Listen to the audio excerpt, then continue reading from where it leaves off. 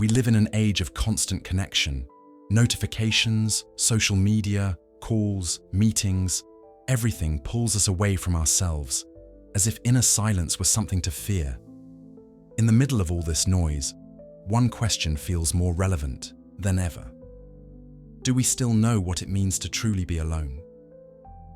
Solitude is often confused with loneliness or emptiness, and in today's culture, it's usually seen as something negative. But throughout history, humanity's greatest minds, philosophers, mystics, poets, and psychologists, have seen solitude as one of the deepest paths to self-knowledge, freedom, and authenticity. Being alone doesn't mean something is missing. It can actually be an act of courage, stepping away from the world to reconnect with yourself, silencing outside voices so you can finally hear your own, letting go of social masks to discover who you really are when no one is watching. The art of being alone isn't something to endure. It's something to practice. It can be a refuge, a battlefield, a temple, or a soul's laboratory, depending on how you approach it. For some, it leads to wisdom. For others, it feels like a step into the void. Some fear it as anxiety, while others welcome it as liberation. In this reflection, we'll explore the insights of 20 great thinkers who dove deep into the meaning of solitude. Each offers a unique lens, from stoic calm to existential struggle, from Eastern serenity to the creative silence of genius. So, let's ask, who are you when no one else is around? That might be one of the most important and most forgotten questions of modern life.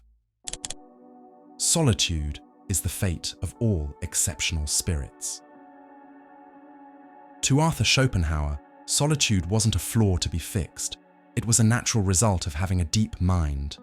The greater the intellect, he believed, the less need there is for constant company. Not because wise people are cold or indifferent, but because they grow tired of superficiality. Everyday social life, for Schopenhauer, often feels like a stage full of vanity. In small talk, in social conventions, in relationships that demand masks and formalities, that's where the thinker feels most frustrated. That's why he proposed something bold. The true value of life is found within, not in external approval. For those who think deeply, who feel intensely, and who question life seriously, crowds become too loud. The noise of the world is a distraction, the chase for pleasure, status, or validation. To Schopenhauer, these are just ways to run from inner emptiness, and only exceptional spirits, he believed, have the courage to face that emptiness without getting lost in it. In solitude, we return to ourselves, and only in that return do we find true intellectual and spiritual freedom. But solitude isn't easy. It takes courage. You have to endure the discomfort of being misunderstood, of not fitting in, of not always having someone cheering you on. It's a lonely road, but not a sad one, because on this journey, you meet yourself, and that discovery is the most powerful of all. Solitude, to Schopenhauer, is like a mirror. It reflects who we really are when no one's around to distract us. It's in that quiet space that true contemplation is born, whether it's artistic, philosophical, or spiritual. To him, contemplation wasn't a luxury, it was a vital need. A refined mind craves beauty, reflection, and time to think about existence, suffering, and what truly matters in life. And even back in his time, the modern world already seemed too loud for that. That's why solitude wasn't a burden. It was a shield, a refuge against the meaningless. How many times have you felt the urge to disconnect from everything? Not out of sadness, but because of a deep need for silence, to reconnect, to breathe outside of society's pressure. That impulse isn't weakness, maybe it's wisdom. Schopenhauer invites us to see solitude differently, not as exclusion, but as privilege. The privilege of not needing others' approval to exist. The privilege of building your own inner world filled with ideas, art, critical thinking, and emotional freedom. Still, he was realistic. He knew solitude comes with a cost.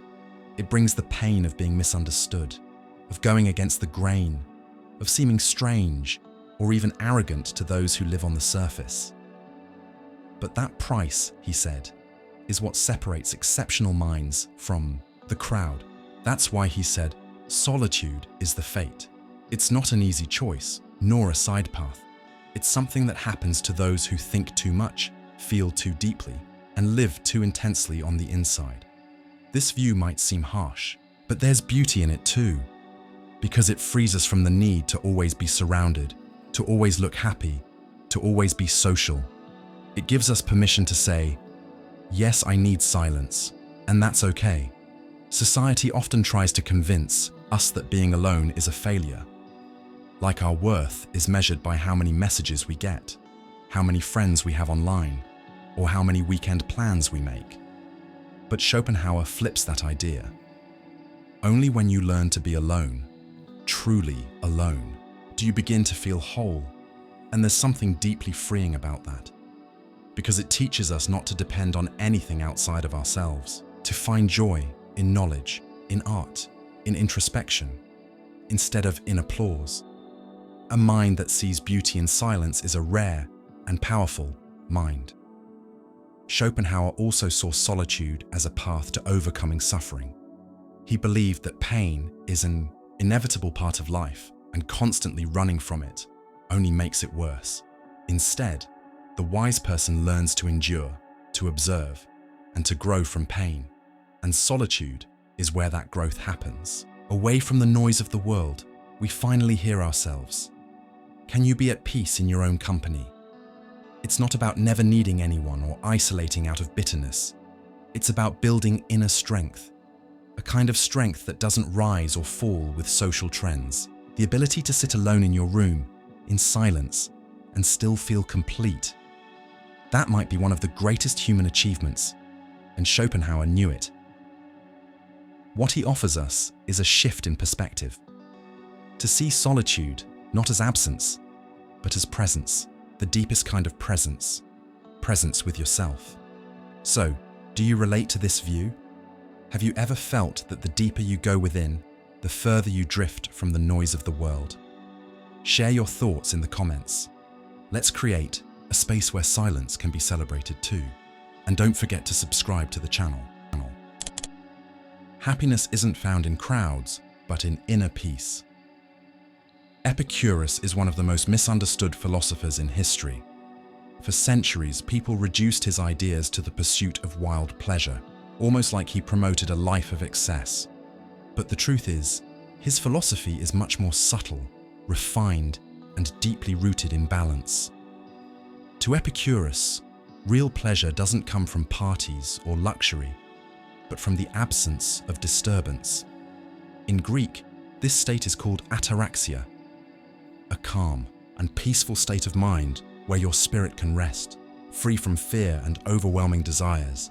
And how do we reach that peace? Epicurus pointed to a simple path: step away from the chaos, nurture real friendships, and find joy in the simplicity of everyday life. But this stepping away wasn't an exile. It wasn't about bitterness or escape. It was a conscious, ethical choice. Epicurus encouraged an active kind of solitude, a form of being alone that frees you, soothes you, and helps you truly hear your own soul. How many times have you wanted to slow down?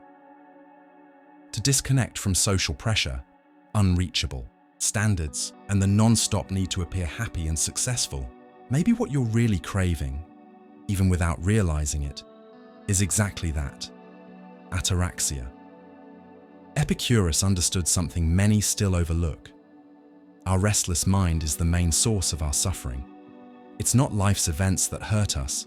It's the constant fear that something's missing, that something will go wrong, that life isn't on track. That's why he invites us to look inward and simplify. Happiness, he said, isn't in big accomplishments. It's in a modest life, in harmony with nature, grounded in deep relationships and few desires. In practice, this means that a simple meal with a true friend is worth more than a feast surrounded by fakeness. A moment of quiet with a peaceful mind is more valuable than 1,000 meaningless conversations. Solitude, then, becomes a rich space where the spirit can grow. In silence, we realize what truly matters. Epicurus believed that when we clear out the excess, the stuff, the stress, the expectations, we make room for genuine joy. That joy doesn't come from big wins, but from small, personal victories, letting go of a fear, moving past a worry, or enjoying the present moment without anxiety about what's next. Epicurus also placed a deep value on friendship, but not in the way we think about it today, with followers, contacts, or social networks. For him, a small circle of true friends was enough for a whole lifetime. Epicurean friendship is built on freedom, trust, and the shared desire for a peaceful life. These are deep bonds, free from appearances. People you can sit with in silence, without awkwardness, and speak with, without wearing a mask. And here's the beautiful part. Epicurus believed that real friendship grows best in simplicity, in the absence of competition, vanity, or hidden motives. And it's easier to build those kinds of relationships when you live with less noise, less distraction, less rush. That's why his famous philosophy school, the Garden of Epicurus, was a symbol of all this. It was located outside the political center of Athens, where he lived among friends, sharing ideas and enjoying the simple pleasure of genuine connection. There was no show, just freedom. Freedom to think, to live, to simply be. In this sense, solitude isn't a rejection of others. It's the space where we choose better who we want around us. It's not about running away. It's about gaining clarity, because often, it's only in silence that we can tell the difference between the company that uplifts us and the kind that just fills space. Epicurus teaches us to redefine what's essential, and for him, it wasn't wealth, fame, or recognition. It was peace of mind, good friendships, a healthy body, and a mind free from worry. Have you ever stopped to think how many things you chase every day that actually pull you further from happiness? It's an uncomfortable question, but an important one. A more mindful life, less full, but more complete. A life where solitude is welcomed, because in it we find clarity, and with clarity we can say no to what doesn't matter and yes to what truly does. It reminds us, you don't have to escape the world, but you don't have to get lost in it either. There's a middle ground, a space for quiet retreat, for chosen companionship, for joy that comes from within. And that's where true freedom blooms. Not freedom as the absence of rules, but as emotional and intellectual independence. The ability to live well with little, to find pleasure in simple things, to not be a slave to fear or desire.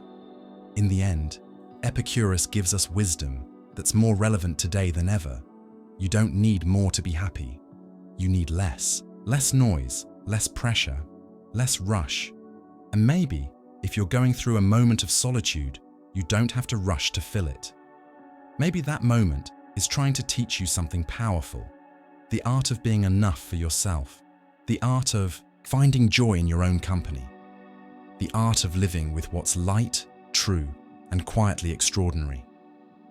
So, what about you? Where's your garden? Where do you find the kind of peace Epicurus cherished? The path to greatness requires solitude. To Friedrich Nietzsche, being alone wasn't misfortune, it was necessary. In fact, solitude was an essential condition for anyone who wanted to truly become who they are.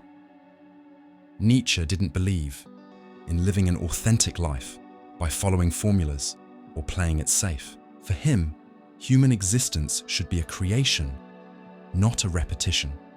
And creating yourself takes courage. The courage to break away from the herd, to step outside the safety of social norms, and to stop living for the approval of others. That's why he said the path to the Overman, the Übermensch, can only be walked in solitude. But solitude here isn't just physical isolation. It's a deeper separation, a break from herd morality, inherited beliefs, and imposed values. It's the space where a person stops obeying and starts affirming their own will. Have you ever felt like you were living based on what others expected of you, instead of who you really are? Nietzsche believed most people live under what he called the morality of the weak, a system that teaches us to be submissive, modest, and obedient. But he saw life as a battlefield of forces, and he believed each person carries a unique power inside, waiting to be awakened. But that power doesn't thrive in noise. It needs silence. It needs solitude. Because it's in solitude that we hear our truest inner voice, our instincts, our deepest desires, our real will to be. Nietzsche spoke of the will to power, a vital force that pushes us to grow, create, and rise above mediocrity. But that will is often buried by fear. Fear of being judged, rejected, or left out. It takes courage to listen to that inner voice, and even more to follow it. This is where solitude becomes a test. Can you keep going even when no one understands you? Can you stay true to your path when everyone else says you're wrong? Nietzsche deeply admired people who dared to be different, who broke away from common morality, who created their own values. And he knew every one of them walked alone. He lived this himself. Nietzsche was misunderstood in his time, dismissed by academics, criticized as a radical troublemaker. But he never backed down, because his loyalty wasn't to applause. It was to the truth he found within himself. And that kind of loyalty comes at a cost. It costs your sense of belonging. It costs the comfort of fitting in. It costs the pain of standing alone, often with nothing to hold on to. But Nietzsche said, "Become who you are." And to do that, you have to let go of everything false, inherited, and forced on you. Anyone who accepts that call begins a deep transformation. And like all real transformation, it's lonely, demanding, and often painful, like climbing a mountain. The air gets thinner, and fewer people make it with you. Are you willing to climb? Nietzsche described this inner journey through 3 symbolic stages: the camel, the lion, and the child. First, the camel carries the heavy weight of inherited truths, tradition, and obedience. Second, the lion is the strength that rebels, that says no to the world as it is. Third, the child is the one who creates new values, who plays, who imagines, who embraces life with joy. But no one becomes the child without walking alone through the desert. Creation comes only after destruction, and only those strong enough to face solitude can destroy. That's why Nietzsche didn't see solitude as weakness, but as a rite of passage. In his view, if you can't handle being alone, you're not ready to be free. Nietzsche's freedom isn't something you're given, it's something you fight for. And there's no greater fight than becoming the author of your own life. But be warned, he didn't romanticize this journey. Nietzsche knew it required sacrifice. And the biggest one is letting go of the illusion that you must belong somewhere. Can you endure the judging eyes of those who choose to conform? Can you live without following the manuals, the templates, the pre-made paths? If yes, maybe you've already started taking your first steps toward that higher, stronger, freer self Nietzsche envisioned. Not a superhero, but a fully awake human being, a creator of meaning. Nietzsche also introduced another bold idea, the eternal return. The thought that if your life repeated forever, exactly the same, you should live in such a way that you'd gladly relive every moment, not just endure it, but embrace it. And that's only possible for someone who has made their life truly theirs, who didn't just inherit values but built their own, who didn't live to please but to fulfill what was real within. And where is that kind of person born? In solitude, in the silence where everything falls apart, so something new can rise. Nietzsche didn't teach us to run from solitude. He challenged us to enter it fully, to face it like a spiritual battlefield, because that's where your fate is shaped, in the choice to either be just another face in the crowd, or someone brave enough to become who they were meant to be. He knew greatness isn't found in comfort or popularity, but in the hard choice to live true to what burns inside you, even if it costs you everything. And you, are you willing to face that challenge? What was the most lonely and most transformative moment of your life? Share your story in the comments. Let's turn this reflection into a meeting place for seekers, even if each of us walks alone. You are free when you no longer depend on what you can't control. Imagine if everything you had, your friends, family, status, possessions, suddenly disappeared. What would be left? That's the quiet question running through the philosophy of Epictetus. For him, the answer should be simple. You remain whole, calm, free. But how many of us could honestly say that? Epictetus believed true strength doesn't come from what you gain in the world, but from your ability to keep your soul in order when everything around you falls apart. He called this self-mastery and said it can only grow when we learn to live well in solitude. Not the bitter kind of loneliness that comes from being abandoned, but solitude chosen on purpose, as discipline, as a space for inner strength. 4. The Stoic. Solitude isn't exile, it's exercise, an exercise in freedom. He knew this firsthand. Epictetus had been a slave. He spent years without control over his body, his movements, or even his own life. But he discovered something most people never do. The most powerful kind of freedom isn't external, it's in the soul. That's what makes his philosophy so revolutionary and so relevant today. We're always surrounded, connected, busy, and yet deeply dependent on things outside of ourselves. We depend on attention, recognition, stability, and a predictable routine to protect us from the unexpected. But Epictetus would look at all of that and ask, what if it all ended today? What would be left of you? Solitude, to him, is the test.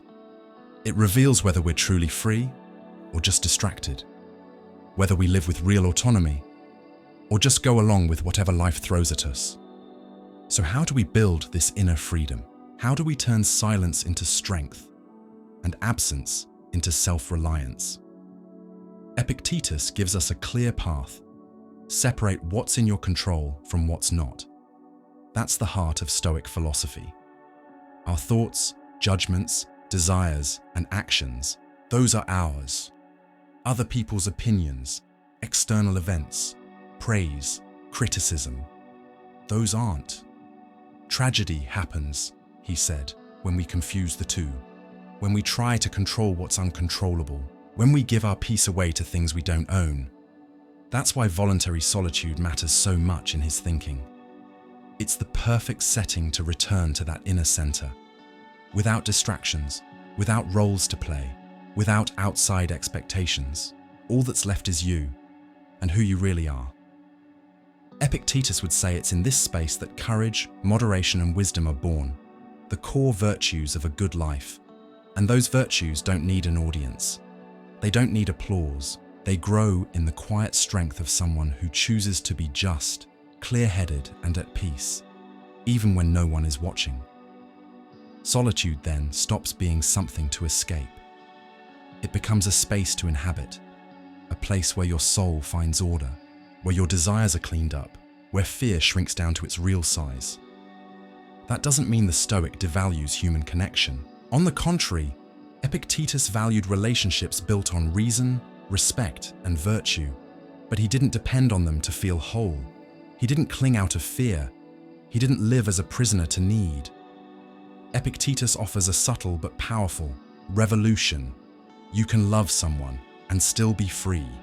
You can walk with others without losing yourself. And when life inevitably isolates us through death, separation, distance, or rejection, what holds us up is the inner foundation we've built through philosophy. Are you building that inner foundation? Epictetus believed each of us carries something inside called the hegemonikon, the rational part of the soul. It's what helps us judge wisely. It's what gives us the freedom to respond with the right attitude, even in hard times. But that part only grows strong when we stop running from ourselves. And solitude, when embraced with intention, forces that confrontation. There's nowhere to run, no distraction to hide behind. Just you, your thoughts, your fears, your judgments, and the chance to reorganize them through reason. That's why Epictetus didn't recommend solitude as some kind of emotional withdrawal, but as a philosophical practice, a way of becoming the owner of your own life. The truly free person, he said, isn't the one without ties, but the one who, even with ties, knows where their peace lives. Someone who doesn't demand from the world what it can't give. Someone who finds, within themselves, a calm that no loss can shake. That might sound far away in today's world, full of noise, speed, and emotional dependence. But maybe that's exactly why it matters now more than ever. Epictetus's solitude isn't the absence of life. It's the space where conscious life begins. And it's in that space that we become our best selves. Hell is other people. This phrase echoed through the 20th century like a punch to the gut, a harsh statement that many misunderstood. Sartre, the French existentialist philosopher, wasn't saying we should hate others or live in isolation. What he was really doing was warning us about the power of being seen, about how the gaze of others shapes us. When we're around people, we naturally begin to see ourselves through their eyes.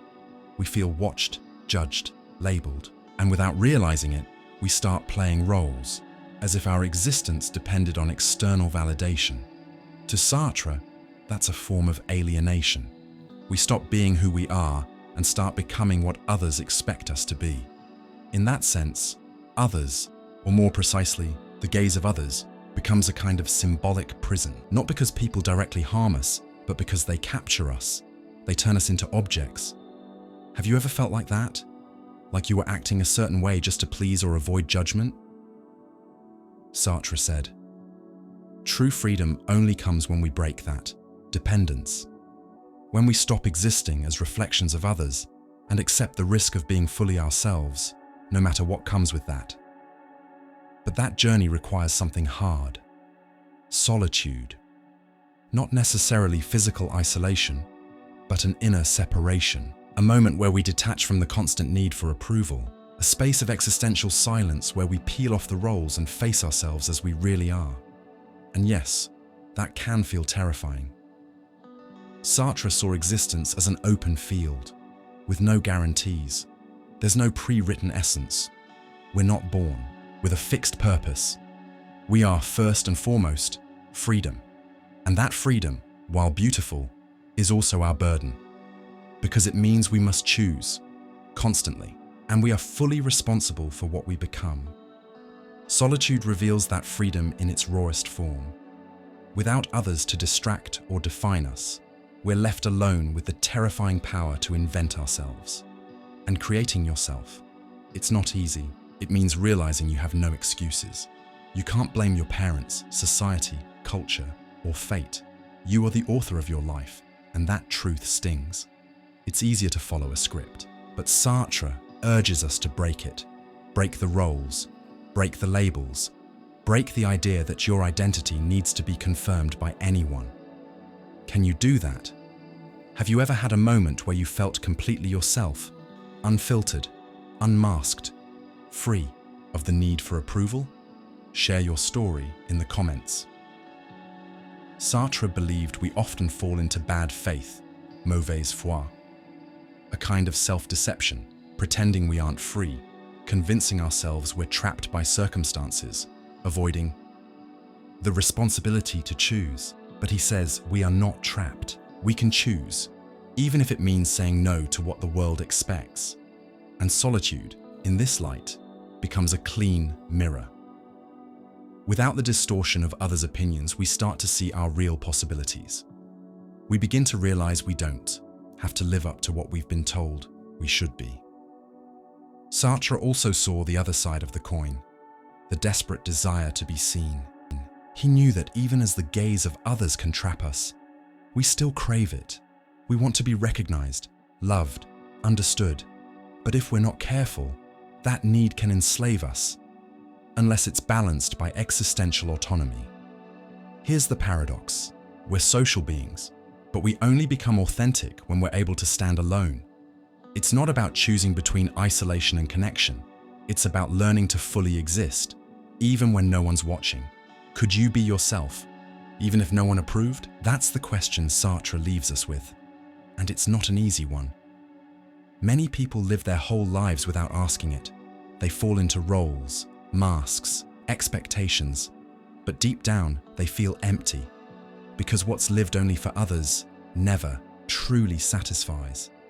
That's why Sartre saw solitude as a passage, a chance to reconnect, not with some lost essence, but with the freedom to create yourself. He reminds us, you are not what the world says you are. You are what you choose to be, moment by moment, and that choice starts in silence, in the absence of applause, in the courage to be, without needing anyone else's permission.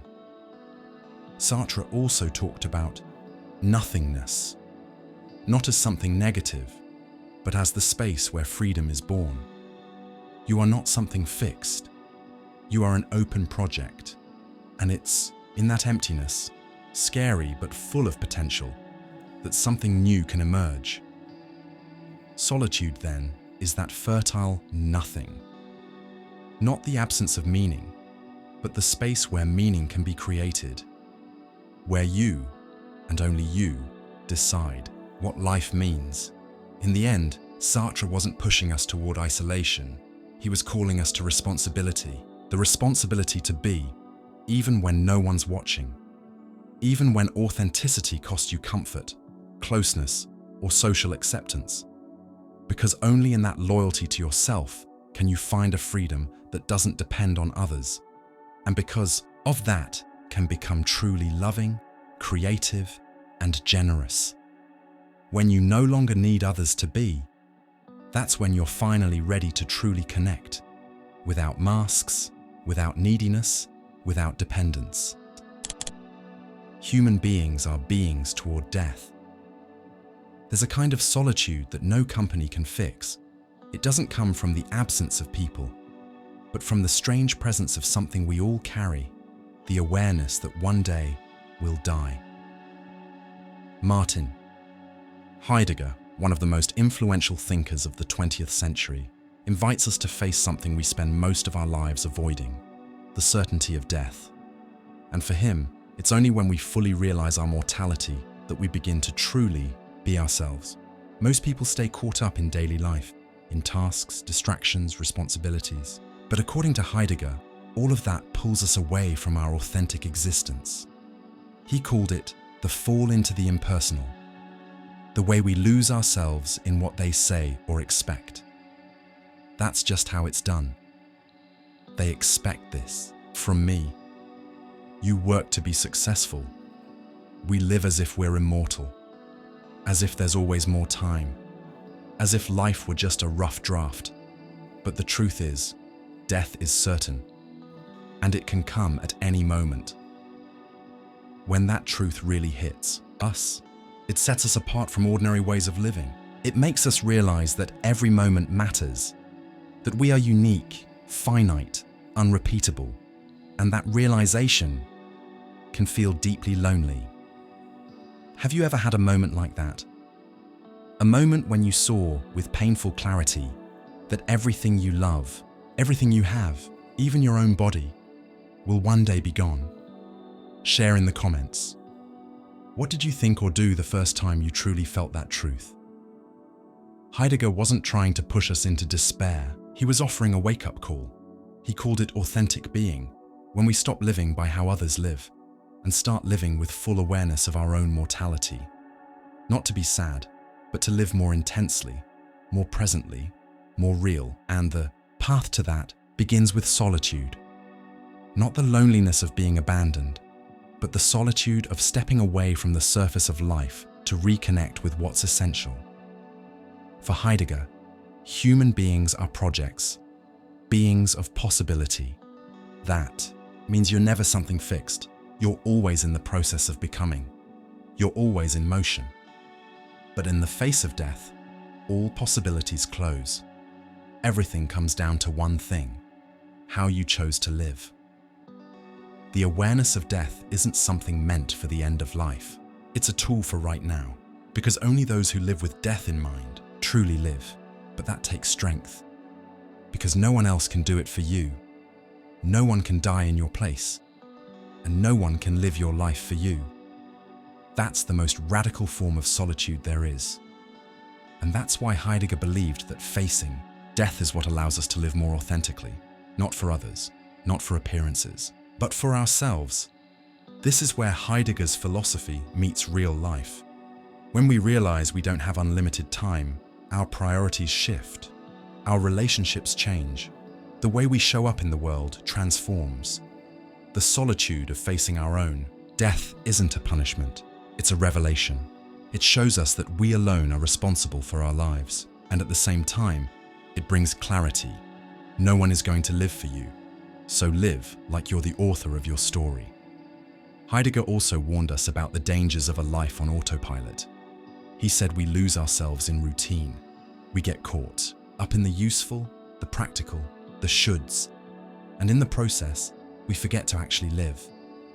Solitude, when embraced with intention, breaks through that numbness. It's when we step back from the noise that we can finally ask, what am I doing with my life? That question doesn't have an easy answer, and it's not always comfortable. But it's what makes us human, because only someone who knows they'll die is capable of asking, what's worth living for? Heidegger called this living toward death, not with paralyzing fear, but with transformative clarity. Death, in this way, gives life its value. It forces us to choose, to say no to the meaningless, to say yes to what truly moves us, and yes, that comes at a price. You might drift away from certain people, you might seem strange, you might make others uncomfortable, especially those still living in denial. But that solitude, Heidegger said, is the price of authenticity, and also its reward. You begin to live with more presence, to love with more depth, to create with more urgency, because you know time is short, and that changes everything. Heidegger's message isn't tragic, it's deep. He invites us to inhabit our existence with truth, to dive into life knowing it's rare and precious, to accept the solitude of mortality not as a curse, but as what makes everything meaningful. Death, to him, isn't the end. It's a mirror, one that reflects, with brutal honesty, the truth of our lives and the solitude that comes from looking into that mirror. It's a solitude that purifies, that brings us back to ourselves. All of humanity's problems stem from one thing: not knowing how to sit quietly in a room alone. Blaise Pascal wasn't just a philosopher, he was also a mathematician, physicist, theologian, and, above all, a deep observer of the human soul. But his most famous line about solitude strikes at something universal and unsettling: our inability to be alone. Not alone in the social sense, but alone with ourselves. Away from distractions, away from noise, away from the external comforts that numb our inner unrest. To simply sit in a quiet room, doing nothing, that's one of the greatest existential challenges Pascal puts before us. And according to him, it's also the key to understanding the root of our deepest anxiety. Why are we so afraid of silence? Pascal believed that humans are a paradox. He called us a thinking reed, fragile like a blade of grass in the wind, yet capable of immense self-awareness. And it's that very awareness that haunts us. We're the only creatures that know we're going to die. We long for something we can't even name. We want the infinite, and yet constantly stumble over the trivial. So what do we do in the face of this inner unrest? We run. Pascal called this divertissement, distraction. He noticed people are always busy, hunting, gambling, working, chasing status or pleasure. But deep down, it's all a way to escape. We're running from ourselves. Pascal wasn't against entertainment in itself. What he challenged was the illusion it creates, the feeling that we're okay just because we're occupied.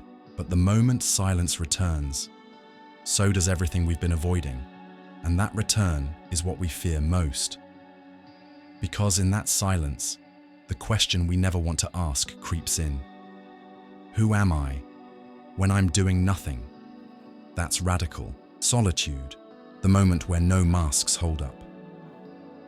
Pascal believed very few people can handle this. They'd rather stay busy, noisy, distracted, because that way they never have to face the emptiness. But emptiness, he said, isn't necessarily bad. It's a signal, a sign that something's missing, and that maybe that missing piece is part of what makes us human. He believed that within every person is a space, a God-shaped hole, as he put it in other writings. No finite thing can fill that space. Not success, not wealth, not pleasure. Only something absolute, something transcendent, can answer that deep thirst. As a Christian, Pascal saw that as an opening for God. But even if you don't share his faith, the idea still hits home. There's something inside us that no distraction can ever truly satisfy. Have you ever finally gotten something you really wanted, only to realize it wasn't what you expected? That's not just disappointment. That's the escape from self catching up with us.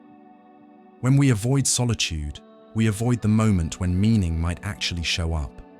Because only in silence, only without stimulation, do the questions that actually matter begin to surface. Pascal knew that facing those questions is hard, but he also believed it's necessary. Without that moment of stillness, we stay on the surface, doing more, but going nowhere. So he offers us a kind of invitation. Turn inward, be alone. Not as punishment, but as a path of listening, a path of clarity, maybe even a path of transcendence. At its core, Pascal is saying this: you can't build true happiness on constant escape. Happiness begins when we face ourselves with honesty, and that honesty begins when we learn to be alone. But it's not easy. It's easier to look happy than to ask what happiness even means. It's easier to stay busy than to admit we don't know what we're doing with our lives. It's easier to go along with the world than to sit alone in a room in silence and ask, what am I really looking for? Pascal believed that if we don't stop voluntarily, life will eventually stop us. That's why he saw solitude not as something to avoid, but as a necessary stage for anyone who wants to live truthfully. Can you spend time with yourself without feeling anxious or uncomfortable? Have you ever tried making it a practice? Share your experience in the comments. Of course, not everyone will find a religious answer in that silence, but everyone, without exception, can find clarity. And clarity is the first step toward a more whole, more conscious, more free life. Being alone in the end isn't the opposite of being with others. It's what makes real connection possible. Because when we run from our own company, we eventually lose ourselves in relationships. And if we don't know how to stand steady in silence, we'll lean on people just to fill space, not to build something meaningful. Pascal knew that when we accept this time with ourselves, we start asking new questions, and maybe finally we hear the one answer that truly matters, the one that doesn't come from the world, but from our own soul. The wise one withdraws to listen to the flow of life. We live in a world where being busy is seen as a sign of worth, where silence is unsettling and solitude is often linked to failure, isolation, or lack of purpose. But to Lao Tzu, solitude is anything but absence. In the Taoist tradition, of which he is the central figure, solitude is a state of wisdom. It's not about escaping the world, but about connecting to it on a deeper level. For Lao Tzu, there is an invisible order guiding life. He called it the Tao, the way, or the natural flow of all things. And this flow isn't something that can be understood through words, formulas, or rigid logic. The Tao can only be sensed when the mind stops trying to control and starts learning to listen. Lao Tzu believed that we live in conflict with the Tao because we're always trying to impose our will. We constantly try to shape reality to fit our expectations, forcing outcomes, rushing the process. But the more we try to dominate life, he said, the further we drift from its natural rhythm. That's why the wise don't fight. They observe. They don't impose. They follow. They don't seek control. They seek alignment. And to do that, you need to step back.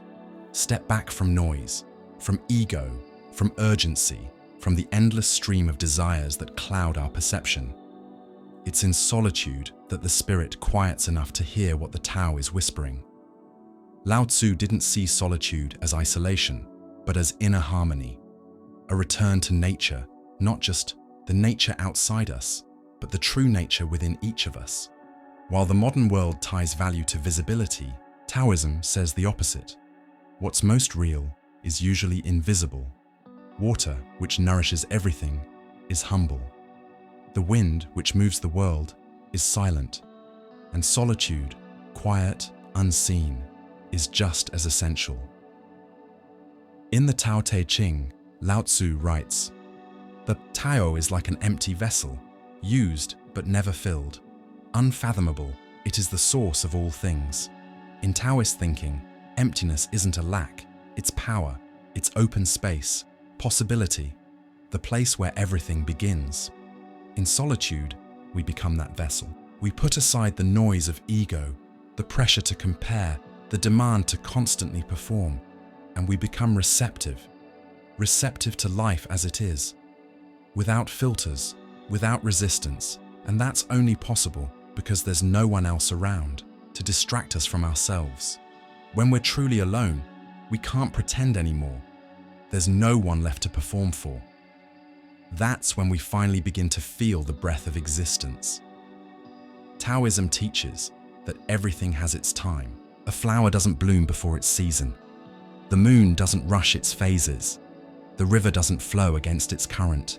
And yet we, as humans, are always trying to race ahead, to force the moment, to control what can't be controlled. Solitude teaches us to let go, to trust, to allow life to unfold without pushing it, to realize that not everything needs an answer, a solution, or a victory. Lao Tzu's way is quiet. He doesn't speak in goals, achievements, or success strategies. He speaks of emptying yourself of the need to control, the craving for recognition, the hunger for constant affirmation. Because only those who are empty can truly receive what is new. In solitude, we return to our essence. We don't need to prove anything. We don't need to be better than anyone. We just need to be. And that is more than enough. Taoist wisdom teaches that true strength is flexible, like bamboo, which bends in the wind but doesn't break. Like water, which flows around obstacles instead of fighting them. Solitude, in that sense, is a chance to become water again, to flow, to trust the path, to stop resisting. And there is deep beauty in that. Beauty in not knowing exactly where you're going, but walking lightly anyway. Beauty in not needing to fill the time, but simply inhabiting it. Lao Tzu saw the wise not as those who run from the world, but as those who, by stepping away, learn to understand it better. By stepping out of the noise, the wise see more clearly. By being alone, they realize they were never truly separate. What was the most powerful insight you've had in a moment of intentional solitude? Share it below. Sometimes a pause speaks louder than 1,000 words. In the end, Lao Tzu shows us that solitude isn't a temporary state. It's a way of being in the world. It doesn't require mountains or walls or far-off retreats. It begins when, right in the middle of life's noise, you choose not to lose yourself. Solitude, as he saw it, is a reconnection, not with ego, but with the Tao, with what's always been there, but only reveals itself when we're quiet enough to listen. I went to the woods because I wished to live deliberately. When Henry David Thoreau chose to live alone in a small cabin by Walden Pond, many assumed he was trying to escape the world. But he wasn't running away. He was trying to return. Return to what's essential. Return to nature. Return to himself. And above all, return to freedom. Thoreau was an American philosopher, writer, and naturalist. In 1845, he stepped away from society and spent 2 years, 2 months, and 2 days living in direct contact with nature. No luxuries, no rush, no distractions. His goal? To live with intention, to live with awareness, to live deliberately. In Thoreau's view, society was caught in a dangerous illusion, the belief that we must accumulate in order to be free. Work, consumerism, status, all of it promises happiness, but often leads to captivity. We trade freedom for comfort, simplicity for security, and along the way, we lose sight of what truly matters. In Walden, his most famous work, Thoreau writes, "Therefore, mass of men lead lives of quiet desperation." That line is a warning. Yes, we're busy. Yes, we're productive. But often, we're also unhappy, unfulfilled, and disconnected from our own lives. Thoreau saw solitude as a way to break that cycle. Not solitude as abandonment, but as an active resistance to the noise of the world. A conscious decision to step out of the current and ask, what's truly worth it? In the woods, he grew his own food, built his own cabin, and lived with only what was truly necessary. And in having so little, he found so much. Peace, clarity, independence. Being alone, in Thoreau's philosophy, isn't about losing something. It's about reclaiming it, reclaiming the freedom to think for yourself, reclaiming attention to the present, reclaiming your inner autonomy. The kind we often lose by following paths that aren't really ours. He wrote, "The price of anything is the amount of life you exchange for it." That line alone deserves a pause. How many hours of your life are you trading for things you may not even truly want? Thoreau's solitude is a reminder that freedom doesn't come from having more. It comes from needing less. When you reduce your needs, you expand your freedom. When you walk away from excess, you move closer to what's genuine. And what's genuine for Thoreau was found in nature. The forest doesn't judge, it doesn't demand, it doesn't compete, it just is, and invites you to do the same. Most people see nature as scenery. Thoreau saw it as a philosophical partner. It teaches you how to listen, how to observe, how to respect life's rhythms. It reminds you that everything has its time, and that we're not above nature, but a part of it. In the solitude of Walden, Thoreau discovered that time slows down when we're not being pulled by it. No artificial deadlines, no clock dictating your day, just sunrises, birdsong, reflections in the water. And in that natural rhythm, he found himself again. But don't mistake Thoreau for someone who preached permanent isolation. He didn't hate society. He just knew that the mind needs space to hear itself. And often, that space only exists in solitude. Being alone for him was a way to break free from other people's opinions, to think with your own head, to feel with your own heart, to stop living on autopilot and start living on purpose. That's the core of his message. Freedom begins with presence, being present in what you do, being present in what you choose, being present in yourself. And for that, you need to step back, not always, but from time to time, to disconnect in order to reconnect, to leave the crowd so you can remember who you are when no one's watching. Thoreau believed a simple life isn't a small life. In fact, it's a more intense life. Not about doing 1,000 things at once, but doing a few things with soul. He didn't just write about the world. He wrote about how to inhabit the world more consciously. His time at Walden wasn't a passive retreat, it was a philosophical act, a quiet protest against superficial living, a living proof that having less can mean living better. And he leaves us with a powerful challenge.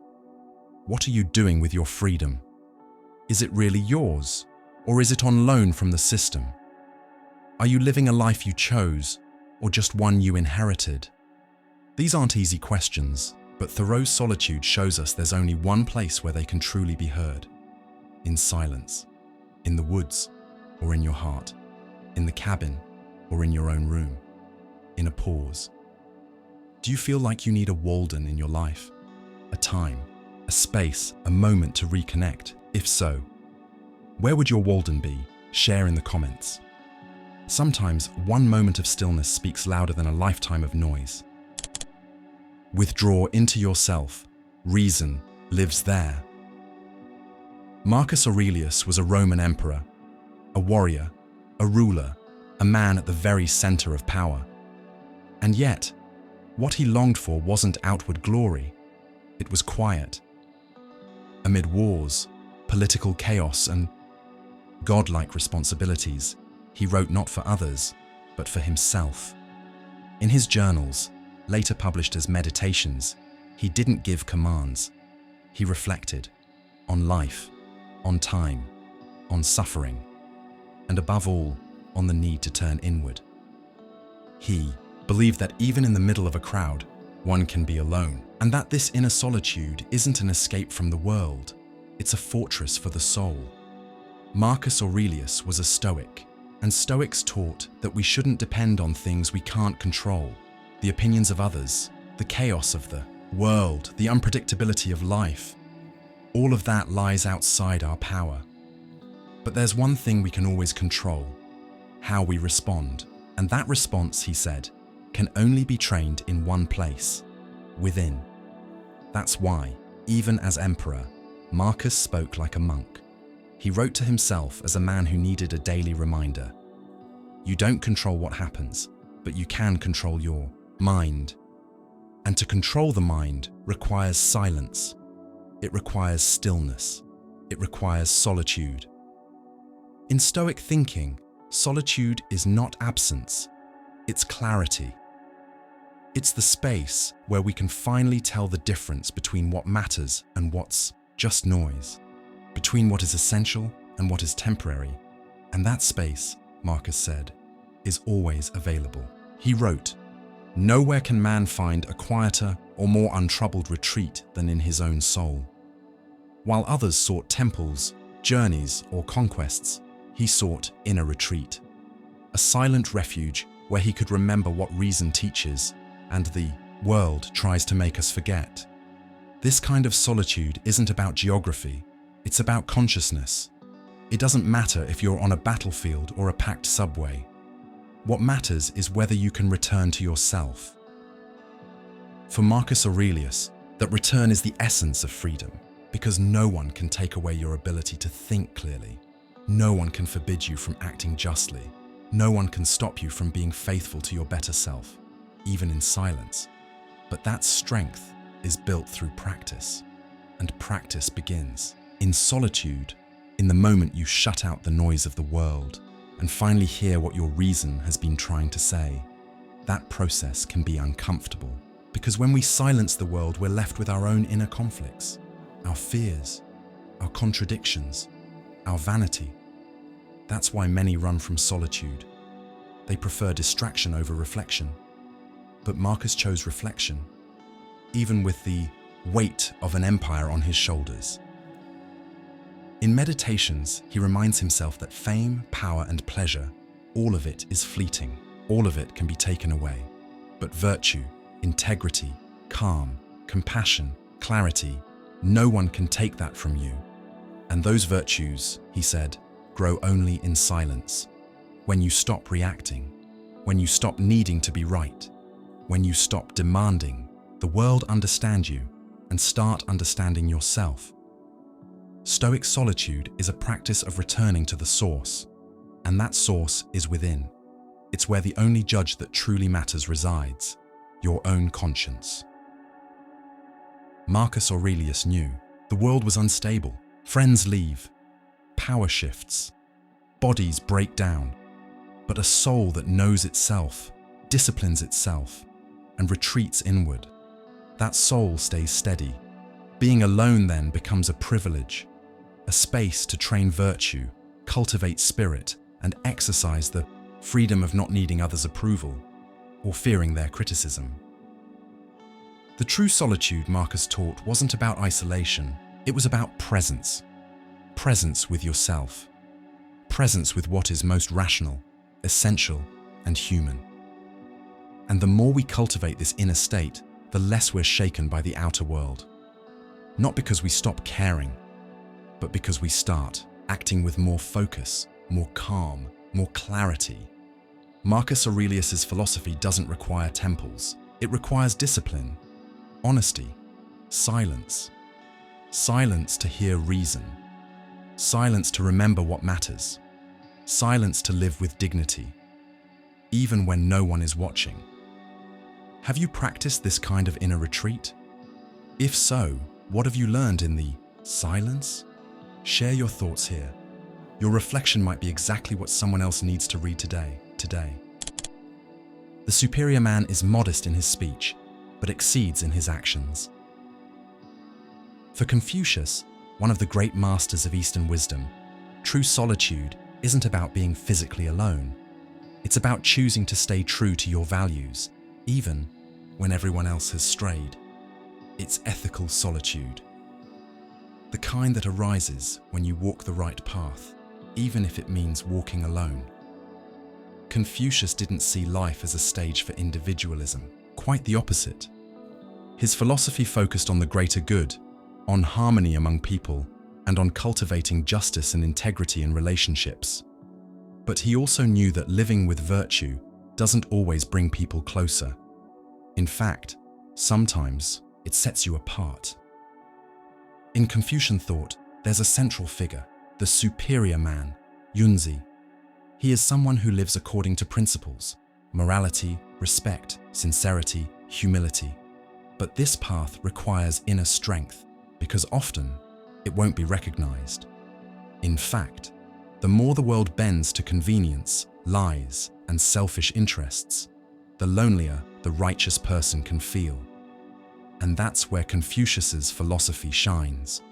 Virtue doesn't need applause. Ethics doesn't need an audience. To him, real value isn't found in admiration, it's found in consistency. Even when no one's watching, even when it costs you something, even when it hurts. Have you ever given something up just to stay true to your principles? How did you handle the solitude that followed? Confucius understood that the world doesn't always reward honesty right away.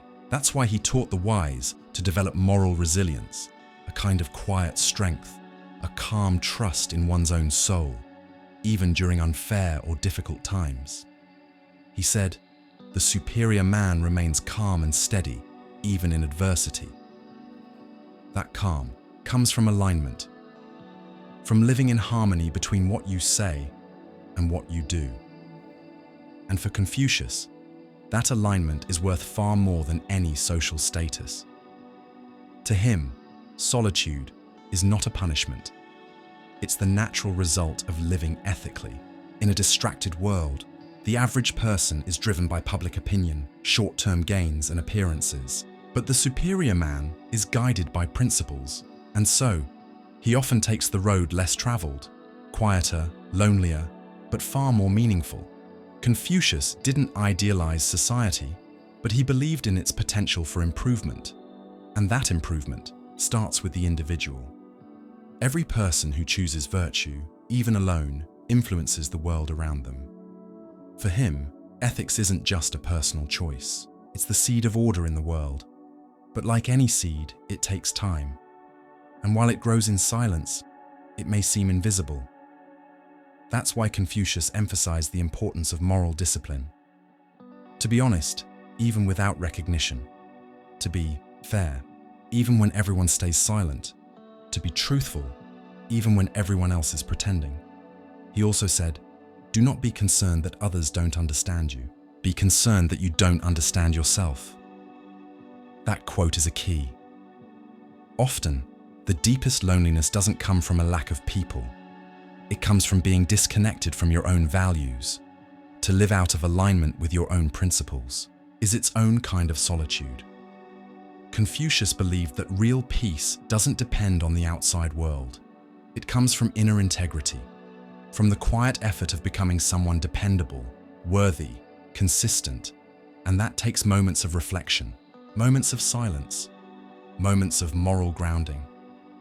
It's no wonder he valued rituals so deeply, not as empty routines, but as daily practices to shape the spirit, to remind yourself of the kind of person you want to become.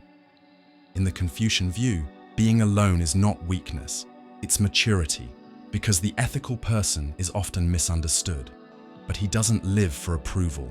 He lives with a deeper loyalty to himself, to the order of the world, to the harmony that flows from justice, and that loyalty often requires silence. Confucius invites us to see solitude not as isolation, but as a space of integrity. A moment when the soul strengthens, not by bending to others, but by standing firm with one's own conscience. A state where character is refined, not by outside pressure, but by inner choice. And when that kind of solitude is embraced, it produces something extraordinary, peace of mind, a peace that doesn't depend on circumstances, that doesn't need recognition. That comes from knowing, deep down, that you're acting with honor, even if no one notices. Have you been able to live by your values, even when it meant being alone? What helps you stay strong on that path? Share your thoughts in the comments. Your story might be the inspiration someone else needs today. Loneliness does not come from having no people around, but from being unable to communicate the things that seem important to you. Few thinkers understood the human soul as deeply as Carl Gustav Jung, and perhaps no one described solitude with as much delicacy, not as a lack of people, but as a lack of true understanding. Jung knew that the worst kind of loneliness isn't being alone, it's being unable to be authentic. It's being surrounded by people, yet feeling like no one really sees what matters most inside you. No one truly sees what you carry within. To Jung, this kind of solitude marks the beginning of a journey, a deep, lonely journey, but an absolutely necessary one, the journey toward the self, the full version of who you are, beyond roles, masks, and expectations.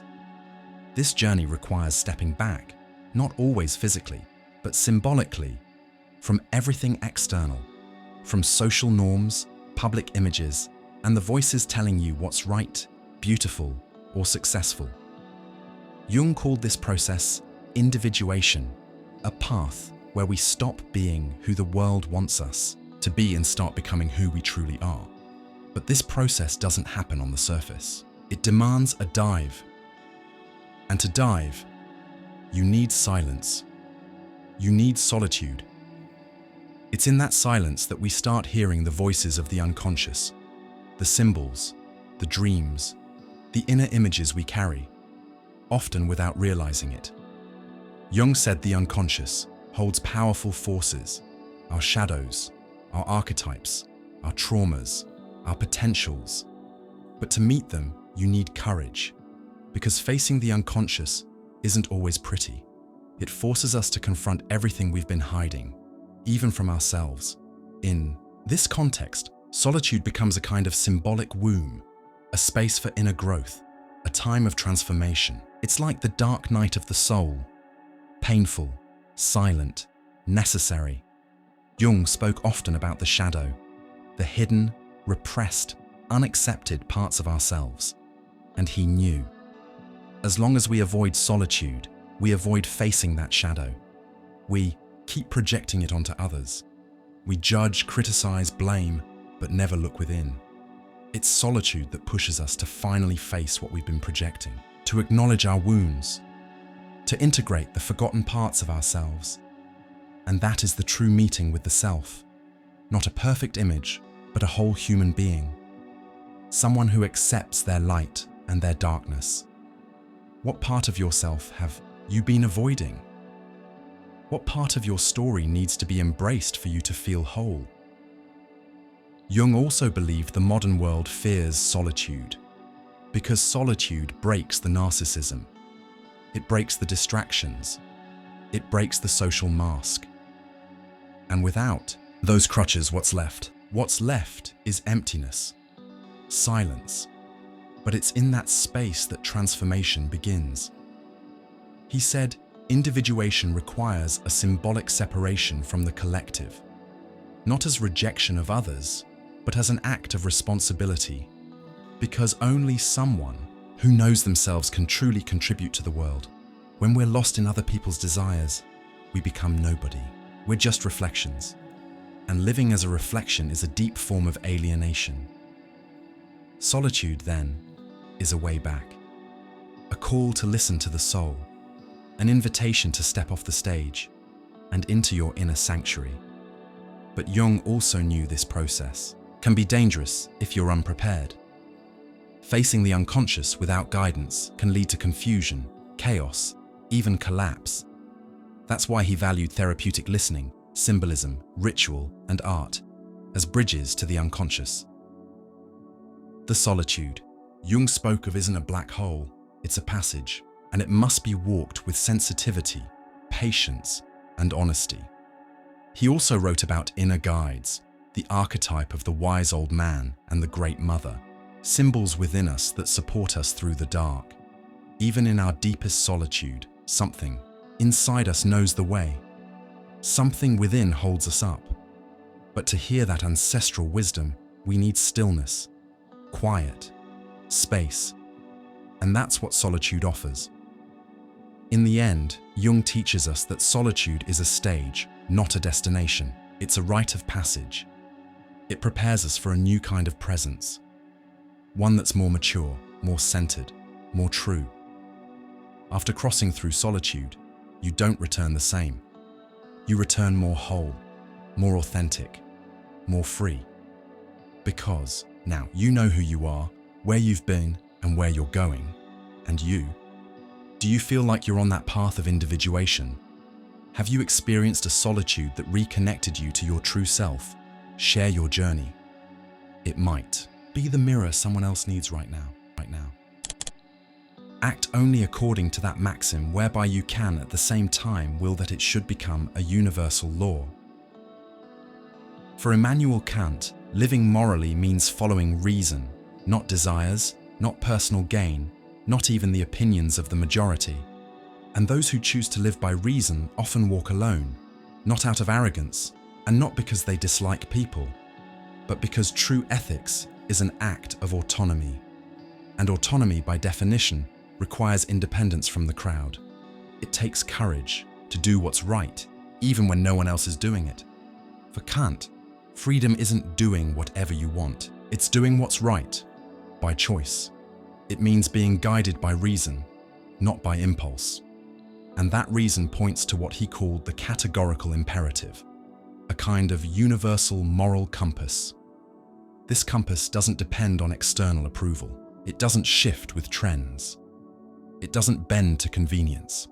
It says, act only in a way you would want everyone else to act. It's simple to understand, but not always easy to follow, because doing the right thing doesn't always bring acceptance. Sometimes it brings judgment, discomfort, solitude. Have you ever stood up for something you believed was right, even if it distanced you from others? What was that experience like? Kant believed that acting out of duty is the highest sign of moral maturity. It's what separates humans from animals who simply react to stimuli. But this sense of duty, when followed with integrity, can also create distance. Ethical individuals are often misunderstood. They're labeled as rigid or inflexible, because while the world compromises for comfort, they hold their ground. And that firmness often requires withdrawal, not necessarily physical withdrawal, but an inner one. Kant believed that moral reason is solitary, not because it rejects others, but because it doesn't depend on them to exist. It's a silent court inside your conscience. He also taught that human dignity lies in acting out of respect for moral law, even when it's hard, even when no one sees, even when there's no reward. This kind of ethics is austere, but it's also free, because it doesn't fold under pressure. It resists. It stands. It doesn't need reminders, because it's lived. But moral freedom comes with sacrifice. It means saying no when everyone else says yes. It means thinking for yourself, even when the crowd thinks differently. And that can hurt. Kant never romanticized solitude, but he understood that often solitude is the cost of integrity and also the proof of true freedom. He believed moral adulthood begins when a person no longer needs others to tell them what to think, when they step out of dependence, intellectually, emotionally, morally. He called this process enlightenment, Aufklärung. The moment we leave behind the comfort of being told what to do and begin choosing for ourselves through reason. And that path, though liberating, can be lonely, because when you start thinking deeply, you might realize you can't go along with the crowd anymore. You can't laugh at what they laugh at. You can't pretend not to see. You can't applaud what's clearly wrong. And that's where moral isolation begins. But Kant would say, that isolation is the birthplace of freedom, because it's where you find out who you really are, not what others expect of you, not what's easiest, not what's most comfortable, but what your reason affirms, even in silence. Kant's philosophy doesn't ask for heroic gestures. It asks for inner consistency, a consistency that shows up in small decisions. Telling the truth even when lying would be easier. Keeping your word even when no one would notice. Respecting others even when you have the power not to. These acts, done from a sense of duty, shape your character. And that character, Kant said, is what gives human beings their highest dignity. But those who choose to live this way know there will be moments of solitude. Kant teaches us that true morality doesn't depend on circumstance. It's universal, and to live by it we have to think beyond the immediate. Beyond, does this benefit me?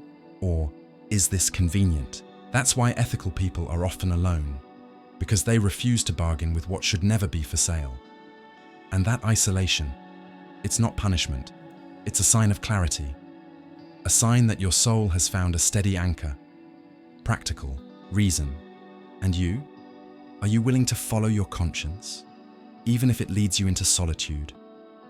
What have you learned in moments of quiet loyalty to your own values? Share your thoughts. Your voice might help someone else find the courage to stay true too. Anxiety is the dizziness of freedom. Few thinkers dove as deeply into the human soul as Søren Kierkegaard. And perhaps no one ever spoke so intensely about the solitude that comes with true faith. To him, authentic religious experience doesn't happen in the comfort of a crowd. It begins the moment a person finds themselves completely alone. No support, no certainty, no guarantees, alone before God. Kierkegaard didn't believe in inherited faith. To truly believe, he said, is to take a leap of trust made from the edge of uncertainty, when everything inside you screams for logic, for control, for answers, and yet you choose to trust. That choice, according to him, can't be made in a group. It can't be based on blind tradition, memorized rituals, or second-hand beliefs. It must be personal, non-transferable, radical, and because of that, deeply lonely. He writes about Abraham, the father of faith, and his most agonizing moment, the sacrifice of Isaac. No one around him could understand what he was about to do. Not even Abraham fully understood. But he obeyed the voice that came from a deeper place, and in doing so, he became what Kierkegaard called a knight of faith, but not without pain, not without anxiety, not without solitude. For Kierkegaard, the true self isn't born in the crowd. It's born in anguish, in the weight of being free. in the burden of having to choose, in the realization that no one else can live your life for you. That's why he said, "Man is a being who becomes himself.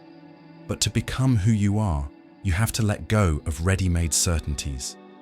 Let go of social roles, even let go of who you thought God expected you to be, not to abandon faith, but to rebuild it as something real, personal, and courageous. That rebuilding is not peaceful. It hurts. It requires silence. It requires solitude. Solitude, for Kierkegaard, is the moment when the self stands naked before the absolute. No masks, no excuses. It's the instant we realize life can't be lived by delegation. He called this existential authenticity, and it's not a comfortable state. It's full of anxiety, doubt, tension, but it's also what makes life real. To Kierkegaard, anxiety isn't a flaw. It's a sign that the soul is waking up, that you've realized you are free, and therefore responsible. And what do we do with that freedom? Do we run from it? Or do we use it to create something that's truly ours? He believed most people live in despair. Not loud, obvious despair, but a quiet one. The despair of not being who they really are, of living like someone else, of forgetting their own truth.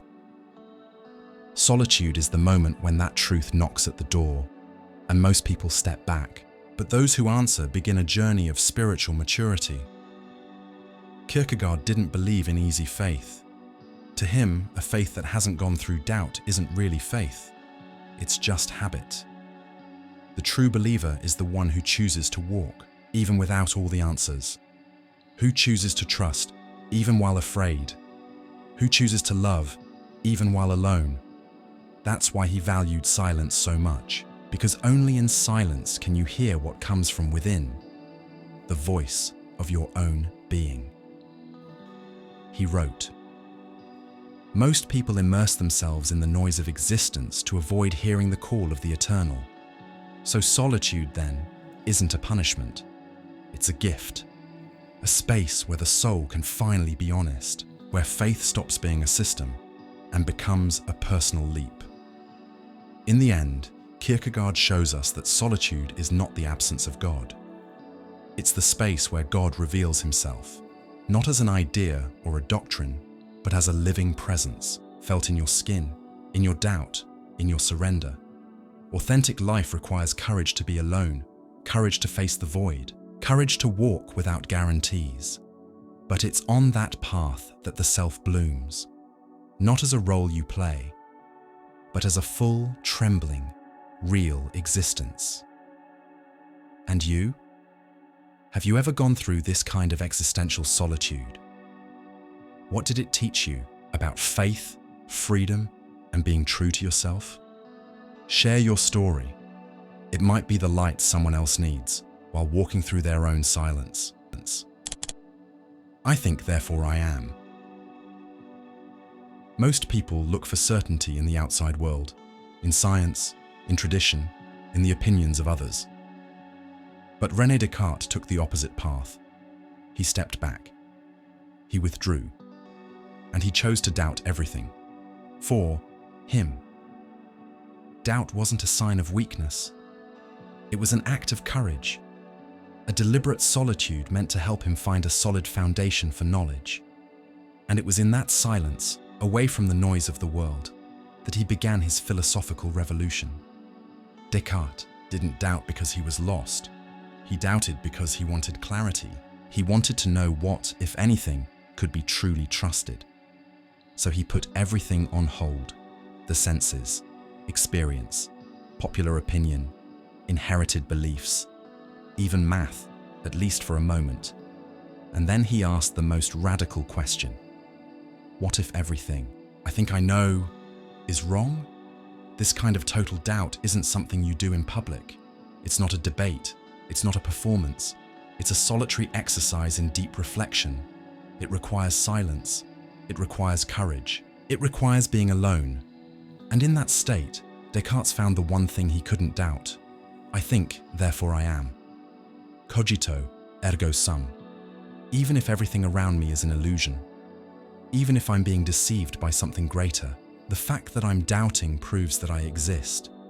If I'm thinking, then I am. That moment wasn't just a logical insight. It was an existential awakening, a new starting point. From thought and the solitary experience of thinking, the human being recognizes itself. The self in Descartes is born in withdrawal, in the absence of all external references. It's a radical solitude, but a fruitful one. And that idea would echo through centuries, shaping science, philosophy, psychology, and even spirituality. But there's something very human at the core of this experience. Descartes wasn't just trying to understand.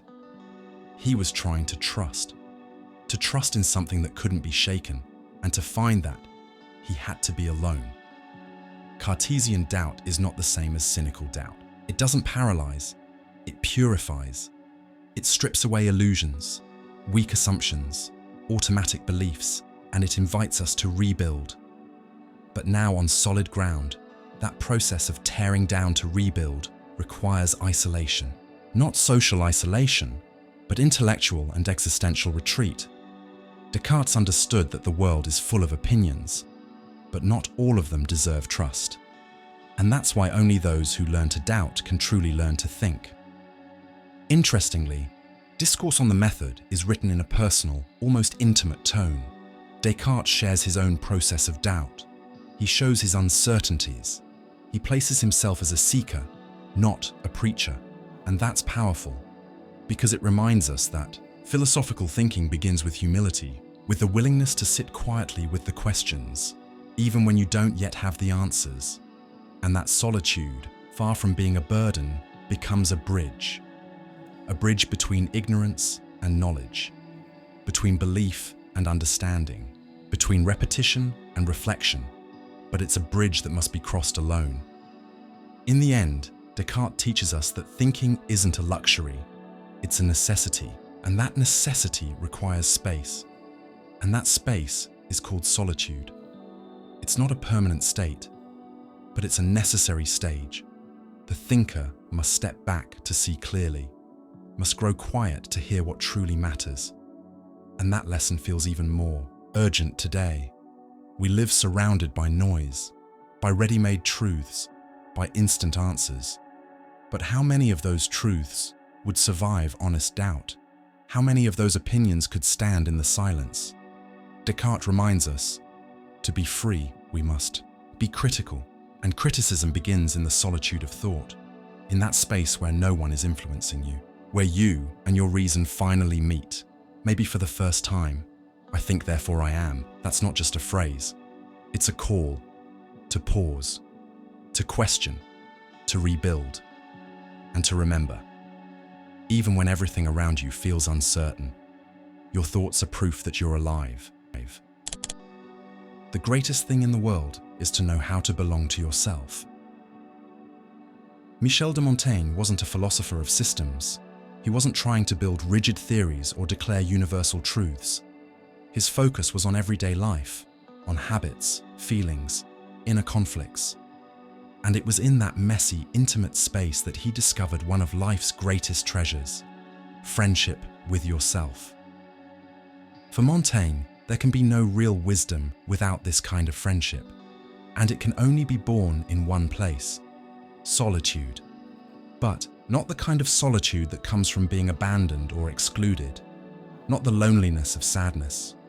This is a chosen solitude, a gentle one, intentional, a space of stillness and listening, a moment where you become your own companion. Montaigne retreated to his tower, where he wrote his famous Essays, a book not meant to teach, but to reflect alongside the reader. There, surrounded by his books and thoughts, he began to talk to himself like he would to an old friend. He once said, "When I dance, I dance. When I sleep, I sleep. And when I walk alone in a beautiful forest, even if my thoughts wander, I bring them back to the path." That's the essence of his philosophy: to live present, clear-headed, at peace with yourself. But that kind of peace requires daily practice. And that practice is called reflective solitude. Montaigne didn't believe in perfection. He didn't see human beings as something to be fixed, but as someone to be understood. And that understanding begins the moment we stop running from ourselves. We live surrounded by distractions.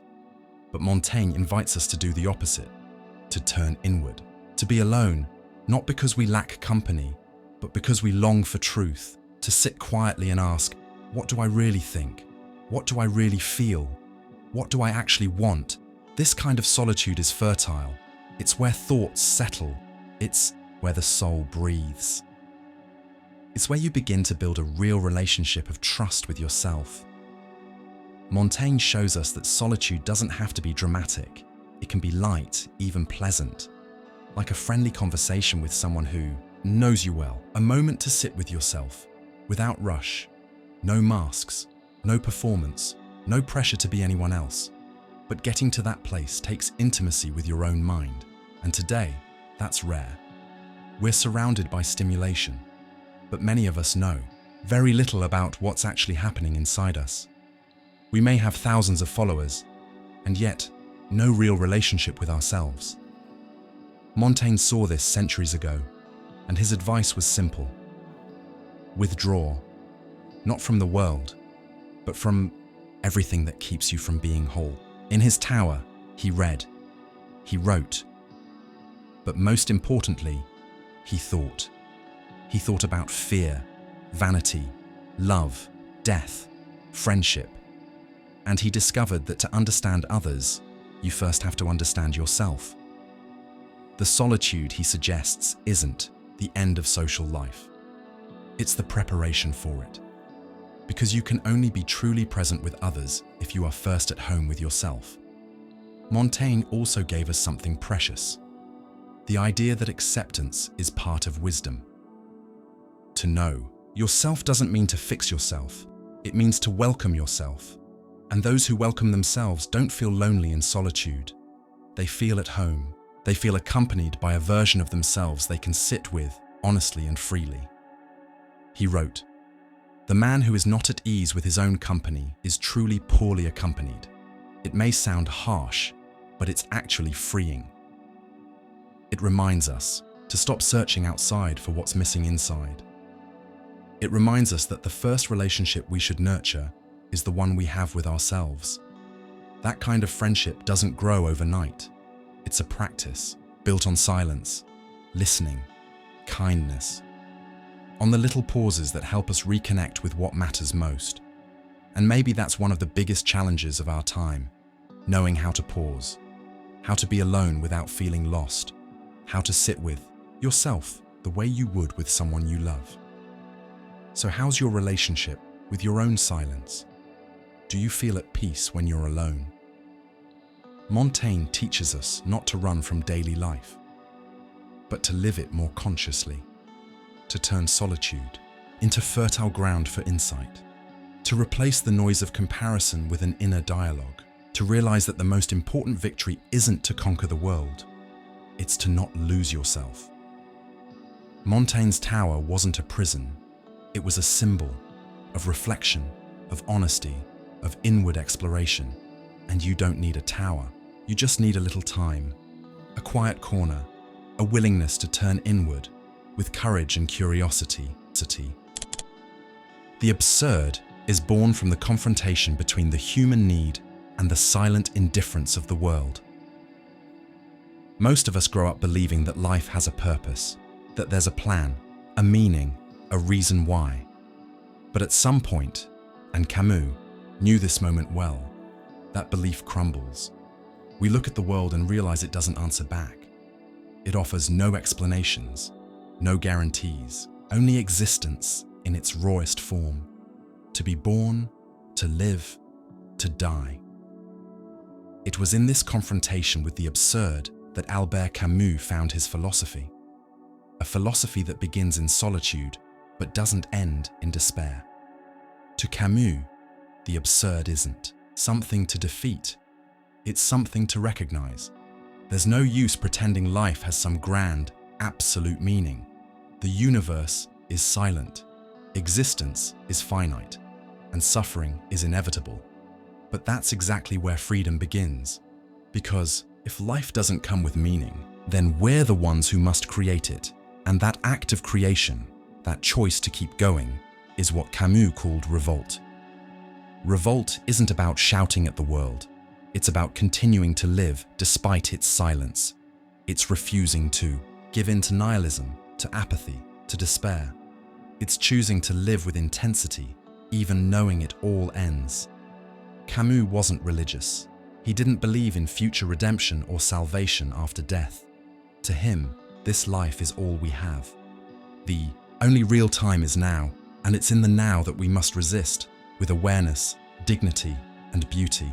But living this way takes courage and solitude, because when you stop relying on easy answers, on rigid systems, on absolute truths, you're left alone. Alone with your questions, alone with your limits, alone with your clarity. And yet, Camus said, this solitude is the beginning of freedom. He writes about the myth of Sisyphus, the man condemned to push a boulder up a hill forever, only to watch it roll back down. Camus asks, can we imagine Sisyphus happy? His answer, yes, because Sisyphus, even in his fate, is aware.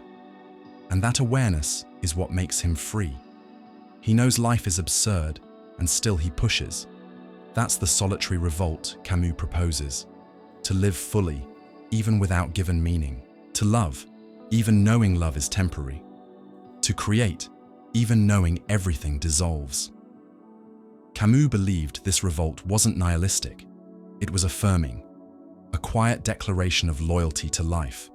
A refusal to be either a victim or a liar. He wrote, "What is a rebel? A man who says no, but this no isn't destructive. It's a protective no.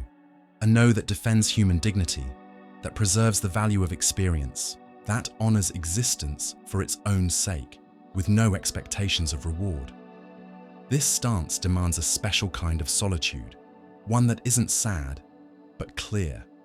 A space where you stop waiting for life to save you, and instead choose to save yourself. Moment by moment, Camus wrote with deep simplicity. He spoke of ordinary life, the sun on your skin, the beach at dusk, a kind gesture, an honest conversation. He believed that life, though absurd, is beautiful. But that beauty doesn't lie in meaning, it lies in presence. When you let go of the illusion that life has a secret mission, what's left is what truly matters. The freedom of being alive, the power of awareness. And from that, a strange kind of joy can emerge. A tragic joy, but a peaceful one. The joy of someone who refuses illusions, yet still chooses to dance, to breathe, to keep pushing the stone with dignity. Have you ever felt that kind of joy without a reason? That quiet gratitude that appears out of nowhere? Have you lived a moment like that? Camus' philosophy is an ethic of presence, a spirituality without God, a silent commitment to life. As it is, no fantasy, no veil, no promises. And this ethic begins the moment you accept the absurd, not as an end, but as the beginning of a new way to live, a way where clarity doesn't destroy, it purifies. Where solitude doesn't weaken, it strengthens. Where the silence of the world doesn't crush, it sets you free. The return to the source is the only movement that sets us free. The solitude that Plotinus describes isn't about being without company, and it's not psychological introspection in the modern sense either. For him, solitude is something sacred. It's the deep inner silence of a soul that's grown tired of everything loud, fragmented, and temporary. A soul that longs to return to the One. But what is the One? In Plotinus's philosophy, the One is not a personal God. It's not a being with form, emotions, or will. It's the source of all things, the origin from which everything comes and to which everything returns. It's a reality beyond time, beyond division, beyond limits, absolute in its simplicity. Plotinus saw the human soul as a light that's been scattered. It's gotten lost in form, in desire, in the senses. And because of that, we feel restless. There's always a longing inside us for something we can't quite name. That longing is the echo of the One. But to hear it, we have to rise, not physically, but spiritually. We must step away from distraction, from identification with the body, with the material, with the ego, and begin the ascent toward inner unity. This path is solitary because no one can make that journey for you. No one else can enter your silence. No one can reach the divine inside of you, except you. Plotinus believed the visible world, the world we touch, is just a reflection. It's beautiful, yes, but its beauty is like light in a mirror. It points to a source, and that source lies beyond. To stay trapped in appearances is to live scattered. It's to forget who you are, to mistake the surface for the depth. That's why, according to him, the wise person withdraws. Withdraws from noise, withdraws from excess desire, withdraws even from rational thinking, which separates and labels. The return to the One requires silence. It requires contemplation. It requires letting go. The ascent Plotinus describes is a kind of purification, not moral in the traditional sense, but ontological. A return to what we are before everything else, before the body, before the mind, before time. This journey moves in stages. The soul rises from matter to reason, from reason to higher soul, and then transcends even that to touch the ineffable. At that point, there are no more words. Plotinus said the union with the One is a formless experience. No I, no other. The soul merges with its source, not as something separate, but as presence itself. And this experience, it can't be explained. It can only be lived, and those who live it come back transformed. Plotinus wasn't calling for people to reject the world out of disdain, but to transcend it. The physical world, the body, our relationships, nature's beauty, they all express the One, but they are not the One. That's why solitary contemplation is a return to center, to the inner light that shines before any thought, to the core that holds us together. And this return only happens when the soul accepts being alone, alone with its truth, alone with its deepest longing, alone with the eternity it carries within. Plotinus saw philosophy as a spiritual practice, not theory, but transformation. The true philosopher is not someone who simply knows, but someone who purifies, who ascends, who contemplates, who becomes one. This kind of knowing doesn't come from books, logic, or debate. It's born in deep stillness. In the moment, you grow tired of being 1,000 voices and just want to be one. In the moment, you let go of the world and find its source within yourself.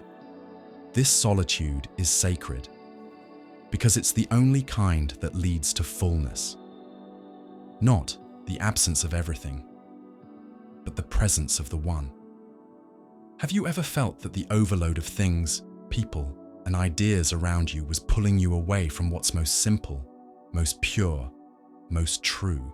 Plotinus invites us to return, not to the past, but to the beginning, to what doesn't change, to what has always been, to what exists before and behind everything else.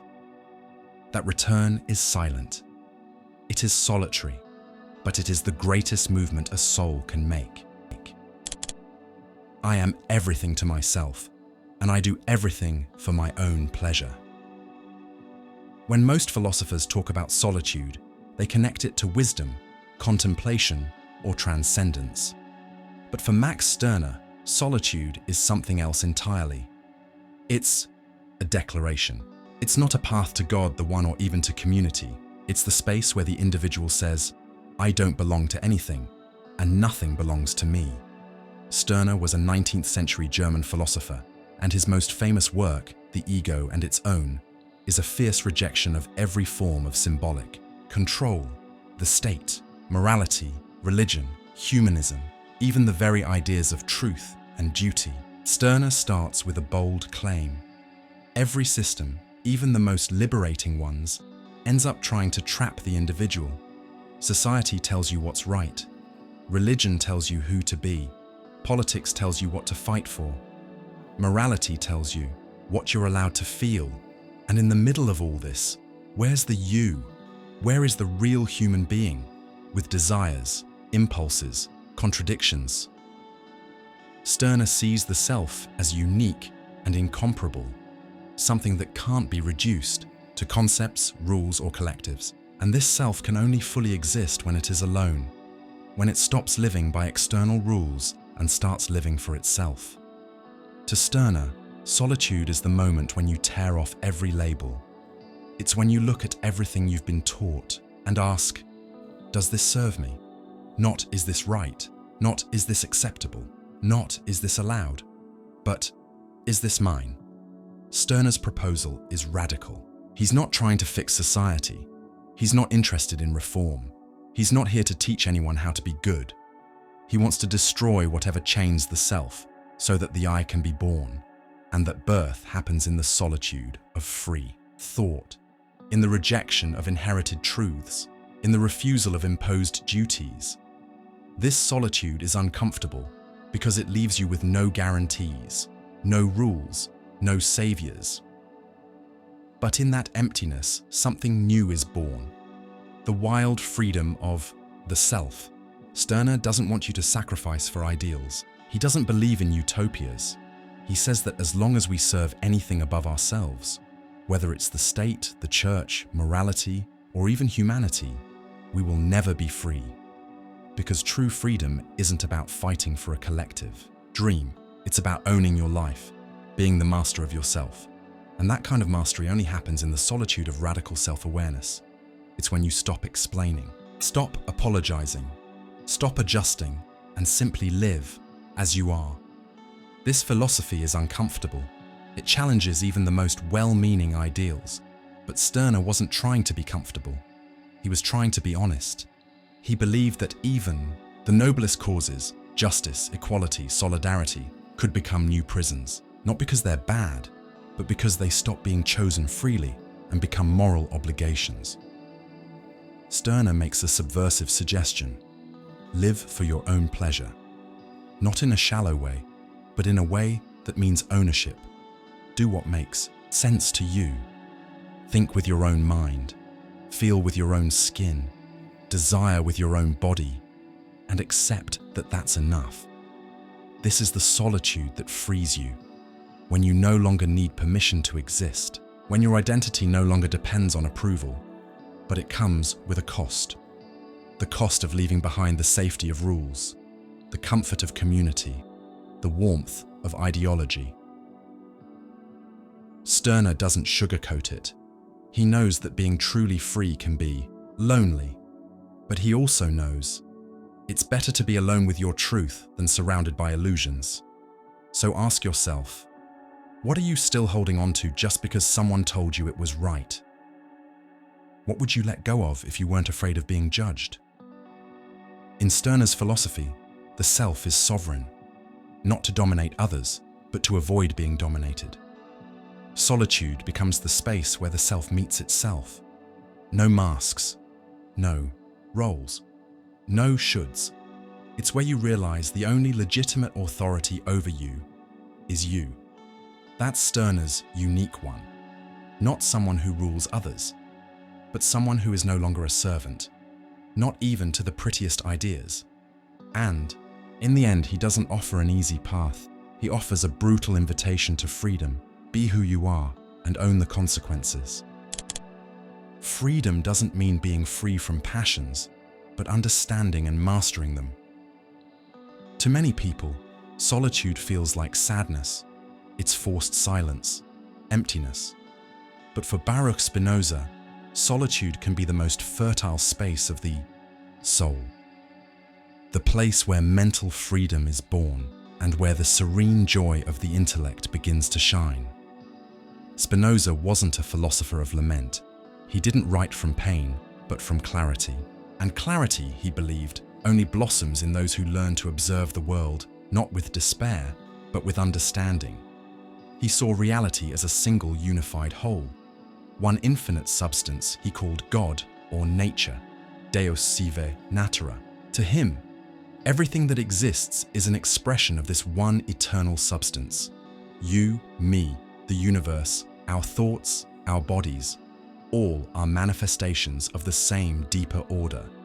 And understanding this is not just an intellectual exercise, it's a spiritual awakening, a return to the truth of things, an end to the illusion of separation. But to reach this understanding, you have to get quiet. Inner silence, the silence of untamed emotions, the silence of impulsive judgments, the silence of all the voices that try to convince you you're lost in chaos. How many times have you been driven by emotions that deep down only pulled you further away from peace? Spinoza believed that freedom isn't doing whatever you want. It's understanding why you want what you want. It's tracing the roots of your emotions, seeing how we're often moved, unconsciously, by forces that enslave us. And solitude, when lived with intention, gives us that chance.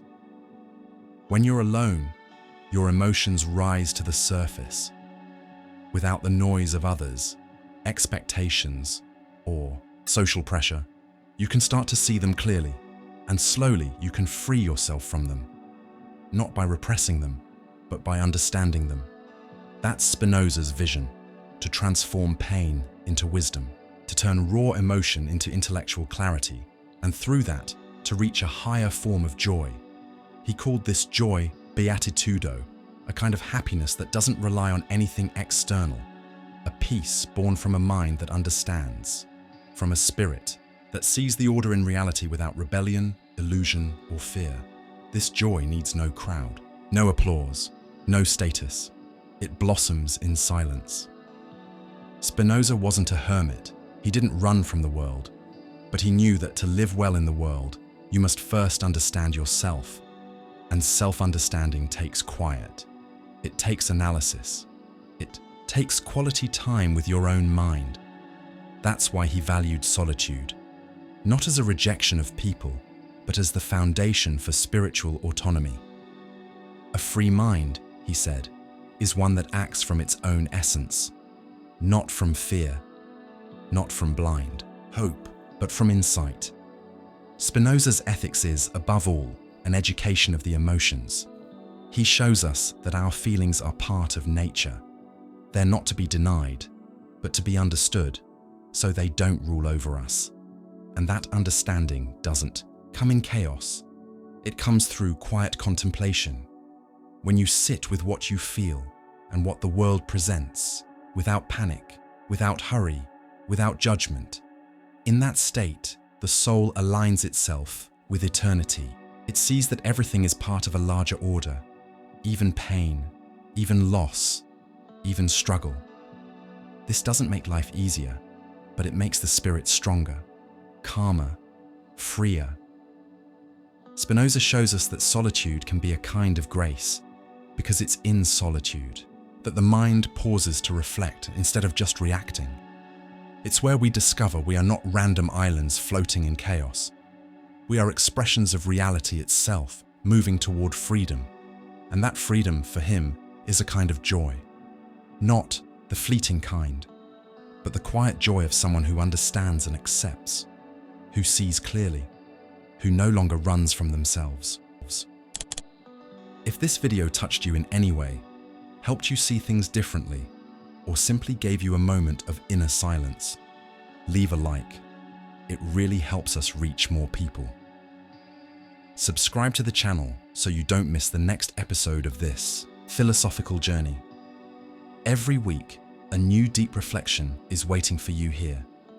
And if you know someone who could use this kind of pause, this clarity, or this courage to be alone, share this video. You might be the channel of transformation someone's been needing. Thank you for being here, in this shared solitude that thinks, feels, and transforms.